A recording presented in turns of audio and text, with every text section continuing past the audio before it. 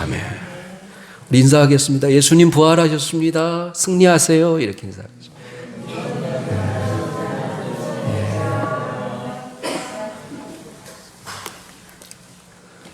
부활절에 제가 마가복음을 가지고 한두 번 더 설교를 했던 것 같습니다.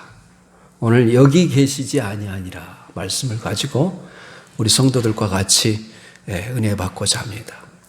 예수님이 부활하셨습니다. 무덤 문을 여시고 주님이 살아나셨습니다. 모든 원수를 물리치고 모든 어둠의 세력들을 물리치고 예수님이 다시 사셨습니다.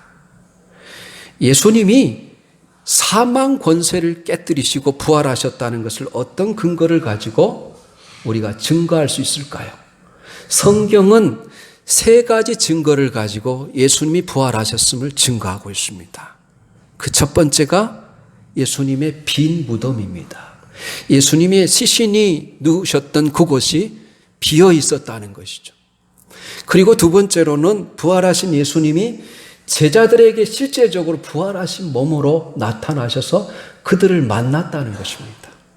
성경에 의하면 몇 번이나 예수님이 부활하신 주님이 제자들에게 나타나실까요? 10번 이상 나타났습니다. 오늘 막달라 마리아에게 제일 먼저 나타나시고 예루살렘에 가는 여자들에게 나타나시고 그리고 베드로에게 나타나시고 그리고 글로바와 다른 제자들이 엠마오로 갈 때 만나주시고 여러분 도마가 없을 때 여러분 제자들에게 만나주시고 또 도마가 같이 있을 때 만나주시고 또 갈릴리 호수에 제자들이 여러분 고기를 잡으러 갔을 때 7 제자들과 같이 예수님이 만나셔서 여러분 떡을 같이 먹고 생선을 같이 구워 먹습니다. 또 여러분 예수님이 승천하셨을 때 또한 많은 사람들이 예수님의 승천하신 모습을 보았습니다. 성경에 제일 나중에 사도 바울이 예수님을 다메섹 도상으로 가는 중에 만나죠. 성경은 11번 정확히 예수님이 부활하신 예수님이 제자들에게 나타나신 것을 증거하고 있습니다. 그리고 또 한 가지는 그동안 죽을까 봐 두려움에 떨고 문을 꽁꽁 잠그고 있었던 제자들이 부활하신 예수님을 만난 이후에 담대히 나아가 예수님의 죽음과 부활을 증거하는 변화된 모습을 통해서 예수님이 부활하셨다는 것을 성경은 이야기합니다. 빈 무덤, 그 다음에 예수님이 부활하셔서 나타났다는 것, 그리고 제자들이 두려움에 떨고 있던 제자들이 나가서 복음을 담대히 전했다는 것. 이 세 가지를 가지고 예수님이 부활하셨음을 성경은 이야기하고 있습니다. 어느 주일학교에 있었던 실제적인 이야기입니다. 부활절이 지난 다음 주일 선생님은 아이들에게 가운데가 벌어지는 플라스틱 달걀을 가져와 아이들에게 하나씩 나누어 주었습니다. 그리고 밖으로 나가 새 생명을 나타내는 물건들을 골라 하나씩 넣어오라고 했습니다. 그리고 플라스틱 달걀 안에 넣어온 것이 왜 새로운 생명을 상징하는 것인지 설명하라고 했습니다. 정해진 시간이 되어서 각자의 달걀을 책상에 올려놓았고 선생님은 그것들을 열기 시작했습니다. 한 아이는 꽃을 담아왔습니다. 아이들은 모두 새로운 생명을 상징하는 그 꽃을 보고 와 하며 감탄했습니다. 어떤 달걀에서는 나비가 나왔습니다.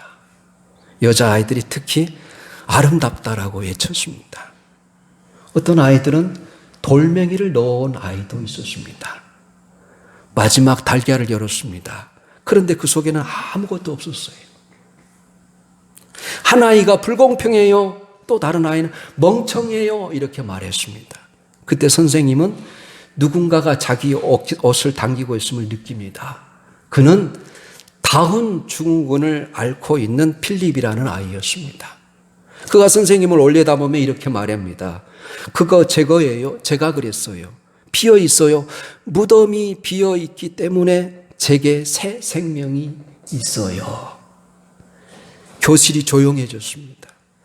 그날부터 필립은 아이들과 하나가 될 수 있었습니다. 환영을 받았습니다.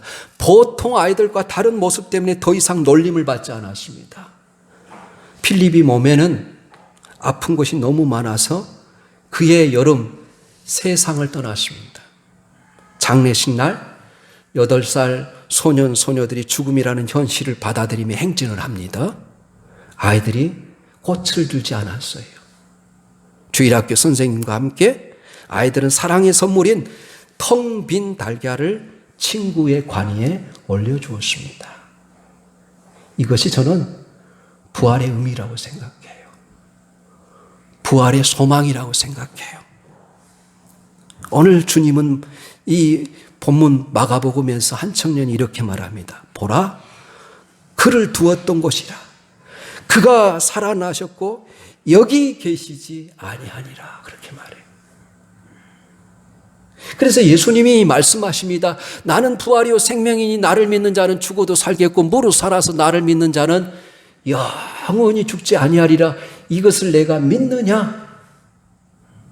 난리에 죽으시고 난리에 부활하신 이 주님의 사랑을 생각하며 여러분은 어떤 어려움 가운데 있을지라도 새롭게 시작할 용기를 가질 수 있기를 바랍니다. 절망과 고통의 자리에서 부활 소망의 품을 품고 다시 일어나기를 원합니다. 참으로 하나님이 여러분이 하는 모든 일에 이 부활하신 주님이 함께 하시고 나타나셔서 도와주시기를 예수님의 이름으로 축복합니다. 오늘 성경에 보면 예수님을 만난 여인들이 다른 제자들에게 가서 부활의 소식을 전했을 때 선뜻 믿는 제자가 없었다. 그렇게 말해요. 오늘 11절입니다. 그들은 예수께서 살아나셨다는 것과 마리아에게서 보이셨다는 것을 듣고도 믿지 아니하니라. 오늘 여러분 이 한 단락이 끝날 때마다 계속 반복되는 말이에요. 여러분 13절에도 두 사람이 가서 남은 제자들에게 알렸을 때 역시 믿지 아니하니라.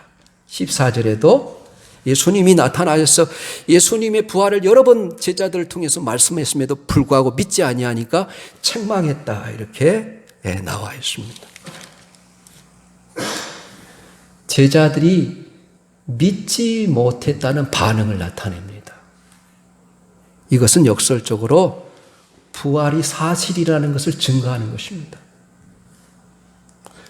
따라서 첫 번째 부활을 맞이했던 이들처럼 우리 마음속에도 부활을 맞이할 때 놀라움과 충격과 무서움과 또 한편으로 기쁨이 있어야 돼요. 우리는 부활이라는 단어에 너무 익숙해져 그리 놀라지 않습니다. 부활절을 맞이해도 그렇게 흥분하고 기대하지 않는 것 같습니다. 왜일까요? 세상 사람들이 우리가 부활절 예배를 드리는 우리의 기쁨과 감격이 넘치는 모습을 보고 세상 사람들이 예수님의 부활을 느낄 텐데 성도들의 감각이 하나님에 대한 열정이 하나님께 대한 기쁨이 사라져가고 있어요. 두 번째로 이 복음서는 부활의 첫 증인들로 여인들을 기록하고 있다는 것이 예수님이 부활하셨다는 것을 증거하는 거예요. 여러분 마가복음뿐만 아니라 누가복음, 마태복음에도 예수님을 처음 만나는 사람들은 막달라 마리아 있고 예루살렘으로 가는 여인들이었다고 이야기를 해요. 그런데 생각해 보십시오. 그때 당시에는 여인들은 증인으로 설 수 없었던 시대입니다. 그런데 성경은 아주 사실적으로 막달라 마리아와 여인들이 예수님을 최초로 만났음을 증언하고 있습니다. 그래서 오늘 여러분 1절, 2절에 보면 안식일이 지남에 막달라 마리아와 야고보의 어머니 마리아와 또 살로메가 가서 예수께 바르게 하여 향품을 사다 두었다가 안식 후 첫날 매우 일찍이 해 돋을 때 그 무덤으로 갔다. 이렇게 돼 있어요. 여러분 그 주가 시작되는 첫날 아주 이른 아침에 매우 이른 아침에 해가 막 돋을 때 여인들이 무덤으로 갔습니다. 예수님의 십자가에 가장 가까이 있었던 사람들이 누구였어요? 오늘 이 기록된 이 여인들이었습니다. 그런데 안식 후 첫날, 안식일이 토요일이잖아요. 안식 후 첫날, 그러니까 주일날, 일요일날 예수님의 무덤을 향하여 갔던 이유가 무엇입니까? 예수님의 시신에 향품을 바르기 위해서 갔어요. 예수님은 금요일 오후 늦게 돌아가셨습니다. 그러므로 무덤에 안치되기 위한 시신을 수습할 시간이 없었습니다. 아니, 십자가에 처형된 죄수들은 시신이 무덤에 안치되는 경우가 거의 없었어요. 다 여러분 그냥 버려졌어요. 쓰레기처럼 들짐승의 먹이로 버려졌어요. 오직 우리 주님만이 무덤에 안치됩니다. 바로 성경의 구약의 예언처럼 부자의 묘에 안치됐어요. 이 예언을 이루기 위해서 예수님이 특별히 부탁하지 않았음에도 불구하고 아리마대 사람 요셉이 예수님에 대한 죄송한 마음을 품고 예수님을 사랑하는 마음을 품고 자기 무덤으로 준비해 두었던 동굴, 여러분 동굴에다 묻히지 않습니까? 이 자기 가족의 묘에다가 예수님을 안치했어요. 그것이 여러분 오늘 우리가 읽진 않았지만 마가복음 15장 42절부터 47절까지 내용이에요. 43절에 보면 아리마대 사람 요셉이 와서 단돌이 빌라도에게 들어가 예수의 시체를 달라 하니 이 사람은 존경받는 공회원이요 하나님의 나라를 기다리는 자더라. 이렇게 되어 있습니다. 그리고 46 요셉이 세마포를 사서 예수를 내려다가 그것으로 싸서 바위 속에 판 무덤에 넣어두고 돌을 굴러 무덤 문에 놓으매 이렇게 되어 있지 않습니까? 마지막에 이제 무덤까지 따라갔던 여인들은 이런 사실을 알았기 때문에 안식 후 첫날 새벽에 예수님의 시신을 찾아왔던 것입니다. 그래서 이들이 부활의 첫 증인이 되었고 그 무덤을 보고 부활하신 예수님을 만나게 됐습니다. 그래서 47절에 마가복음 15장 마지막 절에 막달라 마리아와 요새의 어머니 마리아가 예수 둔 곳을 보더라 하면서 마가복음 15장이 끝나지 않습니까? 세 번째로 명백한 증거로 예수님이 누우셨던 그 자리가 비어 있었다는 거예요. 그것이 여러분 오늘 6절입니다. 청년이 이르되 놀라지 말라 너희가 십자가에 못 박히신 나사렛 예수를 찾는구나. 그가 살아나셨고 여기 계시지 아니하니라. 보라 그를 두었던 곳이라. 여러분 여인들이 예수님을 빨리 보고 싶어서 예수님의 시신에 빨리 향품을 바르고 싶어서 거기에 집착해 있었습니다. 그래서 여인들이 무덤을 향하여 가기로 결정하여 나왔을 때는 이 일을 미처 생각하지 못했을 것이며 너무나 간절한 마음으로 나선 그녀들은 가던 중에 생각해 보니 큰 문제라는 것을 알게 됐어요.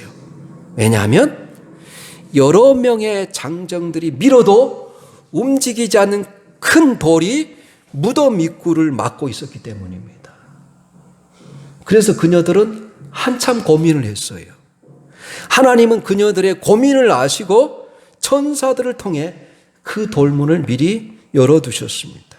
오늘 본문에 천사들 통해 열어두었다는 말은 없지만 3절, 4절이 그것을 시사하고 있어요. 우리 한번 마태복음 28장 2절에서 4절 말씀, 마태복음 28장 2절에서 4절 같이 읽겠습니다. 우리 같이 읽습니다. 시작. 큰 지진이 나며 주의 천사가 하늘로부터 내려와 돌을 굴려내고 그 위에 앉았는데 그 형상이 번개같고 그 옷은 눈같이 익거늘 지키던 자들이 그를 무서워하여 떨며 죽은 사람과 같이 되었더라. 누가 돌문을 열어주었어요? 천사들이 돌문을 열어주었습니다. 돌문을 열어준 이유가 무엇일까요? 여러분 생각해 보세요. 예수님이 안에서 밖으로 나오도록 돕기 위해서 한 것이 아니었어요. 밖에서 제자들이 그 무덤 안을 볼 수 있도록 도와주기 위해서 문을 열어주었습니다. 예수님의 부활을 돕기 위해서 문을 연 것이 아니라 부활을 확인시켜 주시기 위해서 돌문을 열어주었습니다. 여러분 예수님은 성부 하나님과 성령 하나님의 강력한 능력으로 여러분 예수님은 밖으로 스스로 나올 수 있었어요. 예수님이 안에서 밖으로 나오시도록 돕기 위한 것이 아니라 밖에서 제자들이 그 무덤 안을 볼 수 있도록 도와주기 위해서 문을 열어주신 거예요. 예수님의 부활을 돕기 위해서 문을 연 것이 아니라 부활을 확인하게 하기 위해서 돌문을 열어주었다는 것입니다. 여러분 요한복음에 의하면 예수님의 시신을 묶여있는 상태에서 그대로 빠져나와 그것을 풀어 해체하고 나오신 것이 아니라 그 세마포가 그대로 가라앉아서 여러분 객혀 있었다. 성경에 그렇게 이야기합니다. 이 놀라운 기적의 사건입니다. 이러한 주님의 누우셨던 자리를 볼 수 있도록 하기 위해서 무덤 문을 열어놓으신 것입니다. 만약 천사를 보내 열어주지 않았다면 예수님이 부활하셨다는 것, 그 무덤이 비어 있었다는 것을 제자들은 확인할 수 없었을 것입니다. 그분이 누우셨던 자리를 볼 수 없었을 것입니다. 이 부활절에 여러분 놀라운 아이러니한 사건이 뭐냐면 마태복음에 의하면 경비병들이 있었다는 겁니다. 왜 로마 군병들이 한 유대인 죄수의 무덤을 지켰습니까? 더군다나 나오지 못하도록 돌문으로 여러분 그 무덤 입구를 막았어요. 유대 지도자들이 빌라도한테 간청해서 군병들을 배치한 것입니다. 그것은 무엇을 보여줍니까? 유대 지도자들은 예수님의 부활을 애상했다는 것입니다. 실로 아이러니하지 않을 수가 없어요. 제자들은 믿지 않았는데 여러분 그 유대 지도자들은 대충 애상할 수 있었어요. 유대 지도자는 겉으로는 예수님의 능력을 알고 있었기 때문에 지금까지 말씀하신 모든 것이 그대로 이루어졌다는 것을 알았기 때문에 무슨 일이 생길지도 모른다는 생각에 로마 군병도 세우고 돌문까지 임봉해 놓았던 것입니다. 마태복음에 따르면 유대 지도자들은 돈으로 군병들을 매수했습니다. 지진이 일어나고 돌문이 열린 그 사건 이후 그들을 돈으로 매수해서 제자들이 예수님의 시체를 훔쳐간 것으로 소문나게 했습니다. 여러분, 만약 그것이 사실이라면, 예수님이 제자들이 시신을 훔쳐가는 것이 사실이라면 우리가 풀어야 될 많은 문제들이 있어요. 여러분, 예수님을 지키고 있었던 그 군병들이 다 잠들었어야 하는데, 여러분, 돌문이 움직이는데 어떻게 군병들이 잠들 수 있습니까? 그것도 한 사람이 아니라 지키고 있었던 모든 군병들이 다 잠들어 있어야 돼요. 제자들이 예수님의 시체를 훔쳐갔다면 십자가에 못 박히신 예수님을 보고 다 도망을 갔던 제자들이 하루 만에 정신을 차리고 돌아와서 안식일에 모두 모여서 우리가 이렇게 있어서는 안 된다. 예수님이 부활하신다고 말씀했으니 시체라도 훔쳐서 그분이 부활하신 것처럼 만들어야 되지 않겠느냐라고 말할 수 있었겠습니까? 또한 제자들이 예수님의 시체를 훔쳤다면 어떻게 무덤 안에 세마포만 남아 있었을까요? 이것도 미스터리죠.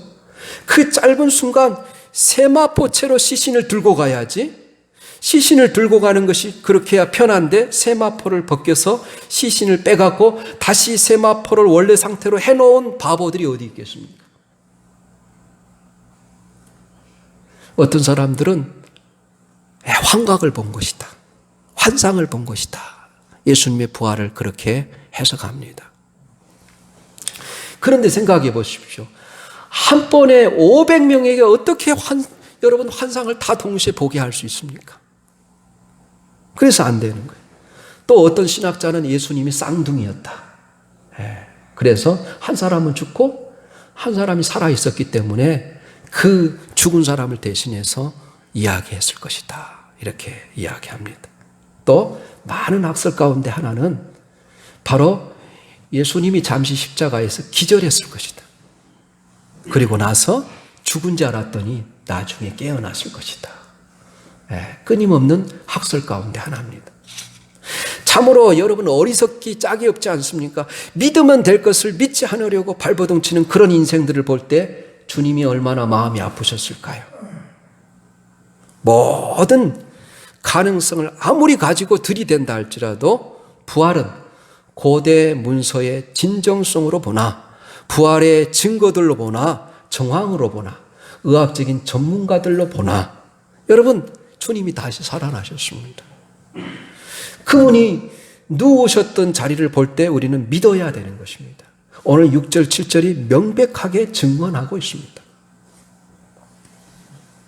흰옷을 입은 한 청년이 보라 그를 두었던 곳이라고 말합니다. 그분이 누우셨던 자리를 볼 때 우리는 부활을 어떻게 깨달을 수 있을까요? 첫째로 예수님이 누우셨던 자리를 볼 때 예수님이 십자가에 못 박힌 바로 그 예수님의 몸이 부활하셨다는 것을 우리에게 보여줍니다. 6절을 보면 청년이 이르되 놀라지 말라. 너희가 십자가에 못 박히신 나사렛 예수를 찾는구나.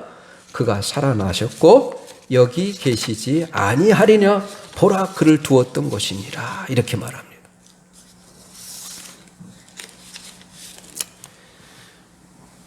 부활은 단지 예수님이 죽음 이후에 천국에 가셨다는 것이 아닙니다. 예수님의 그 몸이 부활을 통해서 전혀 새로운 몸으로 변하셨다는 것입니다. 여러분, 예수님이 죽은 사람을 세 사람 살렸어요.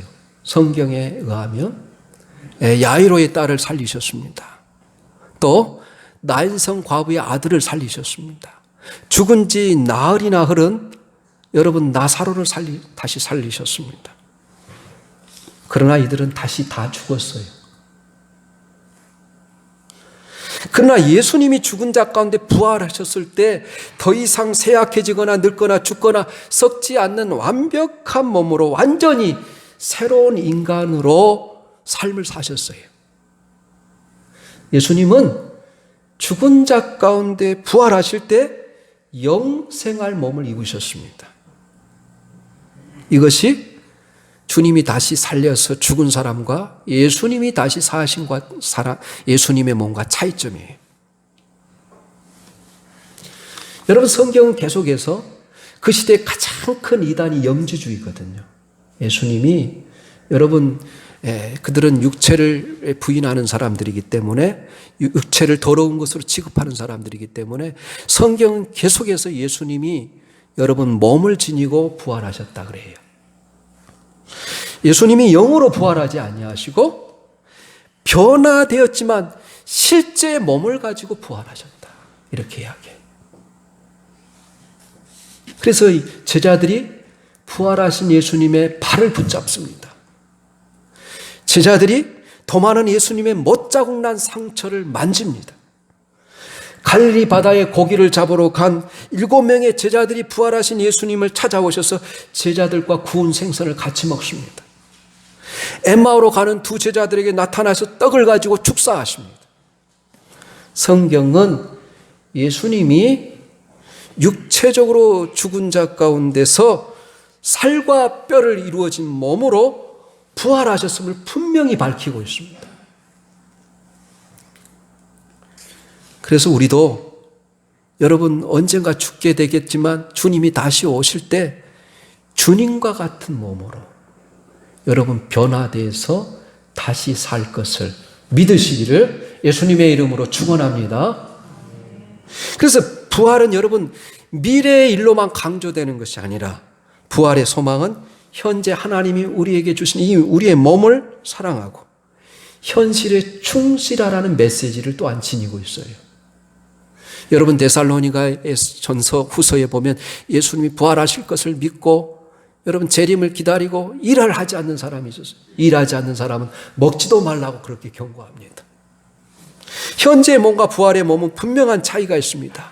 왜냐하면 엠마오로 가는 두 제자들이 처음에 예수님을 알아보지 못했어요. 왜 그랬을까요? 그만큼 부활하신 몸과 차이가 있다는 것이죠. 여러분 우리가 현재 우리 몸에 실망하지 않기를 축원합니다. 현재 우리 몸은 많은 사람들이 여러분 다들 아프거나 여러분 불완전한 몸을 지니고 살아가고 있어요. 그러나 여러분 주님이 우리에게 언젠가 다시 오실 때 우리에게 주실 부활의 몸은 여러분 완벽한 몸이에요. 그때가 되면 우리가 서로 알아보지 못할지도 모릅니다. 하지만 몇 마디 나눠보면 곧 알게 될 것입니다. 그것이 저는 천국의 재미일 거라고 생각합니다. 알아보는 재미가 아마 영원히 있을 것입니다. 둘째로 예수님이 누우셨던 것을 볼 때 예수님이 주장하시던 그 말씀대로 이루어졌다는 것입니다. 예수님의 모든 삶은 말씀대로 그대로 이루어졌어요. 7절에 보면 가서 그의 제자들과 베드로에게 이르기를 예수께서 너희보다 먼저 갈릴리로 가시나니 전에 너희에게 말씀하신 대로 너희가 거기서 배우리라. 주님이 약속하셨어요. 내가 부활하시면서 갈릴리에서 너희들을 기다리겠다. 그래서 예수님의 그 말씀대로 이루어졌다는 것입니다. 예수님은요, 기회가 있을 때마다 예수님이 죽으시고 부활하실 것을 여러 번 말씀하셨어요. 심지어는 여러분 요한복음 2장부터 이야기해요. 예수님이 부활하실 것을. 여러분 요한복음 2장에 예수님이 부활하실 것을 여러분 기록된 말씀을 아십니까? 우리가 시간이 없어서 많이 찾아볼 수 없겠지만 여러분 두 구절만 찾아보겠습니다. 요한복음 2장 19절하고 22절 그리고 마태복음 16장 22절하고 22절 여러분 한번 우리 또 같이 올려주시면 같이 읽겠습니다. 요한복음 2장 예수님은 요한복음 2장부터 자기가 부활하실 것을 이야기해요. 요한복음 2장 19절부터 22절 말씀입니다. 네, 같이 읽습니다. 시작. 예수께서 대답하여 이르시되 너희가 이 성전을 헐라 내가 사흘 동안에 일으키리라. 유대인이 이르되 이 성전은 46년 동안의 지었건을 네가 3일 동안에 일으키겠느냐 하더라. 그러나 예수는 성전된 자기 육체를 가리켜 말씀하신 것이라. 죽은 자 가운데서 살아나신 후에야 제자들이 이 말씀하신 것을 기억하고 성경과 예수께서 하신 말씀을 믿었더라. 그 다음에 마태복음 16장 21절에서 22절 말씀 또한 한번 같이 읽겠습니다. 이 21절 같이 읽습니다. 시작. 이때로부터 예수 그리스도께서 자기가 예루살렘에 올라가 장로들과 대제사장들과 서기관들에게 많은 고난을 받고 죽임을 당하고 제3일에 살아나야 할 것을 제자들에게 비로소 나타내시니 베드로가 예수를 붙들고 항변하여 이르되 주여 그리 마옵소서 이 일이 결코 주께 미치지 아니하리이다. 베드로의 신앙 고백을 듣고 마태복음 16장 16절이 베드로의 신앙 고백이지 않습니까? 주는 그리스도시요 살아계신 하나님의 아들입니다. 이 가리사라 빌립보에서 베드로가 이 신앙 고백을 했을 때 예수님이 칭찬하지 않습니까? 바요나 시몬아 내가 복이 있도다. 그럴 때 이 베드로의 신앙 고백을 들으시고 이때로부터 예수님이 십자가에 죽으실 것과 부활하실 것을 말씀하세요. 또 17장에도 마태복음 17장에도 말씀하시고 20장에도 말씀하시고 여러분 여러 번 이야기합니다.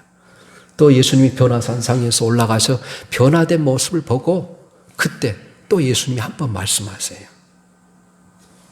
그래서 예수님이 말씀하신 그대로 예수님은 죽으시고 부활하셨다는 거예요. 세 번째로 예수님이 누우셨던 것을 볼 때 제자들은 예수님의 무덤에 머무르지 않고서 부활을 증거하도록 요청받습니다.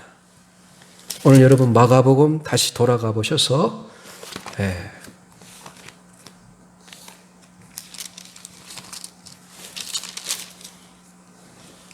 7절에 보면 가서 그의 제자들과 베드로에게 이르기를 예수께서 너희보다 먼저 갈릴리로 가시나니 이렇게 말합니다. 가서 그분의 제자들과 베드로에게 전하라 그래요. 여러분 마가복음의 독특한 특징은 뭐냐면 예수님이 부활하셔서 제자들에게 나타나셔서 여러분 출현하는 사건을 기록하잖아요. 마태복음에도 예수님이 부활하셔서 부활하신 몸을 가지고 제자들과 대화를 하고, 누가복음에도 제자들과 대화를 하고, 요한복음도 예수님이 온통 요한복음이 제일 많이, 요한복음 모든 사건마다 예수님이 출연하세요. 부활하신 몸으로. 마가복음은 예수님이 부활하신 몸을 기록하지 않고 있습니다.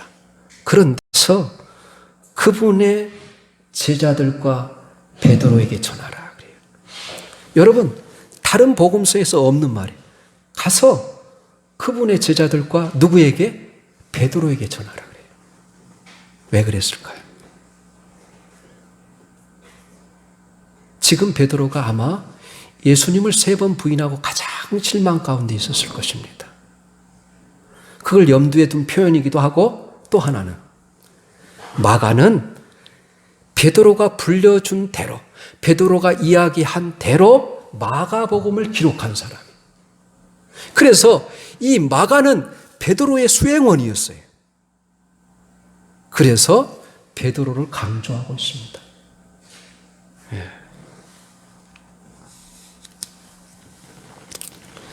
보통 이 세상의 무덤을 방문할 때는 우리가 발걸음이 무겁고 천천히 걷게 됩니다. 하지만 예수님의 무덤을 향해 갔던 여인들은 그곳에 머무를 수가 없었어요. 빨리 달려가서 부활의 기쁜 소식을 증거해야 했기 때문입니다. 그래서 이 여인들의 가슴에는, 여러분들 이 여인들의 마음엔 두려움과 기쁨이 동시에 있었어요. 얼마나 두려웠겠어요. 얼마나 당황했겠어요. 얼마나 또 기뻤겠어요. 예수님 부활했으니까. 예수님의 빈 무덤과 부활을 생각할 때 우리 마음에 새로운 힘과 능력이 샘솟는 이유가 무엇일까요? 그것은 예수님만의 부활이 아니기 때문이라는 거예요. 그분이 누우셨던 것을 볼 때, 언젠가 주님이 재림할 때 우리가 눕게 될 자리도 비게 될 줄로 믿기 때문입니다. 앞서간 우리 믿음의 손자들이, 우리보다 먼저 앞서간 우리 부모들이 묻힌 무덤 역시 예수님이 누우셨던 그 자리처럼 비게 될 것을 믿기 때문이에요. 그렇게 우리는 인생의 절망과 좌절 가운데 있을 때 예수님이 누우셨던 자리를 향하여 나가야 되는 거예요. 이것이 부활의 의미입니다. 부활의 능력이기도 하고 부활에 대한 산소망이기도 합니다. 그래서 로마서와 고린도전서 15장에는 부활을 어떻게 표현하는지 한번 또 찾아보겠습니다. 로마서 8장 11절하고 고린도전서 15장 20절 말씀입니다. 우리 같이 읽겠습니다. 시작. 예수를 죽은 자 가운데 살리시는 영이 너희 안에 거하시면 그리스도를 예수를 죽은 자 가운데 살리신 이가 너희 안에 거하시는 그의 영으로 말미암아 너희 죽을 몸도 살리시리라. 아멘. 고린도전서 15장 20절입니다. 그러나 이제 그리스도께서 죽은 자 가운데 다시 살아나사 잠자는 자들의 첫 열매가 되셨도다. 예. 초실절날 첫 열매로 부활하신 주님처럼 이제 그 주님을 믿는 모든 사람들은 언젠가 다 부활할 거예요. 첫 열매니까. 여러분, 결론입니다. 예수님은 생전에 당신의 죽음과 부활을 애고하셨어요. 그리고 그 약속대로 주님은 죽으시고 장사된 지 사흘 만에 사망 권세를 깨뜨리시고 부활하셨습니다. 그러므로 그를 믿음으로 그 안에 있는 우리도 장차 부활할 것이 분명합니다. 비록 언젠가 우리가 죽을 것이지만 주 안에서 다시 살 것입니다. 우리 모두에게 대한 확신을, 이 부활에 대한 확신을 우리 모두가 가지기를 원합니다. 요한복음 11장 24절 25절 말씀처럼 나는 부활이요 생명이 나를 믿는 자는 죽어도 살겠고 무릇 살아서 나를 믿는 자는 영원히 죽지 아니하리라. 이것을 내가 믿느냐? 우리 주님이 우리에게 묻고 계세요. 우리 모두 아멘으로 아멘 그렇습니다. 부활할 것을 믿습니다. 화답할 수 있기를 바랍니다. 우리에게 이런 부활의 신앙이 있을 때 우리는 세상에 어떤 일을 만나도 담대히 맞서서 승리할 수 있음을 믿으시기를 예수님의 이름으로 축원합니다. 아멘.